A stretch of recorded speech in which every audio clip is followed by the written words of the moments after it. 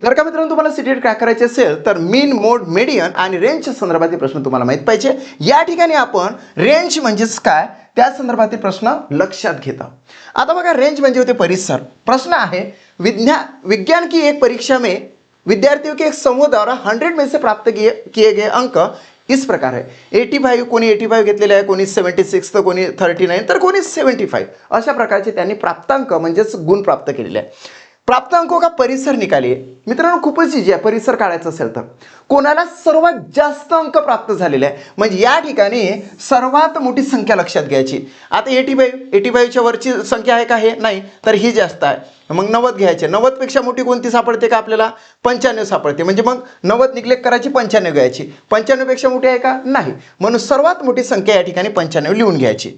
आता 95 लिहिल्यानंतर काय, मग सर्वात छोटी संख्या घ्यायची. 85 पेक्षा लहान आहे का, हे हो आहे. याच्यापेक्षा लहान कोणती आहे का, ही आहे. याच्या 39 पेक्षा लहान कोणती आहे का, कोणतीच नाही. म्हणून या ठिकाणी सर्वात मोठी संख्या वजा सर्वात लहान संख्या वजाबाकी करायची आणि तुमचं त्या ठिकाणी आन्सर डायरेक्टली निघून जातं. 5तून 9 जात नाही म्हणून 15तून 9 गेले 6 राहिले, हात चौडे या ठिकाणी दिलेला आहे. 9तून 4 गेले 5 राहिले. So 56 is the right answer of this question. या सर्व प्राप्तांकाचा परिसर अर्थात रेंज येते काय, तर 56 येते. So second option is the right answer of this question. मित्रांनो नेहमीप्रमाणे तुम्हाला एक मी प्रश्न होमवर्कसाठी देत असतो. एक स्कूल के 10 अध्यापकों की वर्षों की आयु निम्न प्रकार है. एका शाळेमध्ये 10 जे अध्यापक आहे त्यांचंवाली जे वय आहे ते या ठिकाणी दिलेलं आहे. अध्यापक की आयु का परिसर ज्ञात कीजिए. आता सर्वात जास्त वयाचा असणारे प्रोफेसर आणि सर्वात कमी वयाचे असणारे प्रोफेसर या दोहोंची वजाबाकी केल्यानंतर तुमचा या ठिकाणी आन्सर करेक्टच निघणार आहे.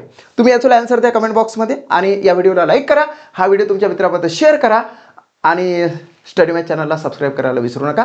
थँक्यू.